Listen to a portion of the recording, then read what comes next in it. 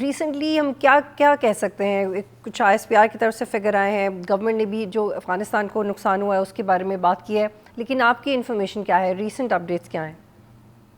دیکھیے اپڈیٹس یہی ہے کہ اس وقت تو پاکستان نے الحمدللہ in all domains and in all sectors nobody was expecting, even Afghanistan کے اندر ٹی ٹی اے بھی شاید ایکسپیکٹ نہ کر رہی ہو کہ یہ اتنا ڈیپ آ کے کندھار میں، کابل میں، پکتیا میں، یہاں پر آ کر ہمارے ایسٹس کو یا جو ہمارے ملٹری ٹارگیٹس ہیں اس کو کبھی انگیج کرے گا. یہ ان کا ایک رویہ بن گیا تھا اور یہ سمجھتے تھے کہ شاید ہمارے خوف سے یا اسٹریٹجک کمپلشن کی وجہ سے یا اپنے مجبوریوں کی وجہ سے شاید پاکستان اتنا ڈیپ نہیں آئے گا. تو ہم یہ اسکرمشز جو ہے یہ بارڈر کے ساتھ ساتھ ہی اور پوسٹ کے ساتھ ساتھ ہی اور ان سائڈ پاکستان یہ جنگ لڑیں گے. پاکستان نے انڈیا کے ساتھ بھی یہ کیا بطول، اور ابھی افغانستان کے ساتھ بھی یہ کیا کہ جو بھی پاکستان کے خلاف اب جنگ لڑے گا وہ جب جنگ اب ان کی سرزمین پر واپس جائے گی they will also have to pay the cost of that war.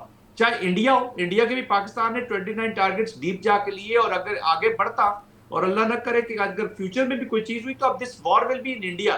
People of India and people of Afghanistan وہ دیکھیں گے کہ جب آپ کی bad governments, hate based ideological governments جب آپ کی پالیسیز چلاتی ہے تو کتنی مزری لاتی ہے. انڈیا اپنے لوگوں کے لیے لیتی. سبسکرائب کریں اور بیل دبائیں تاکہ کوئی خبر رہ نہ جائے.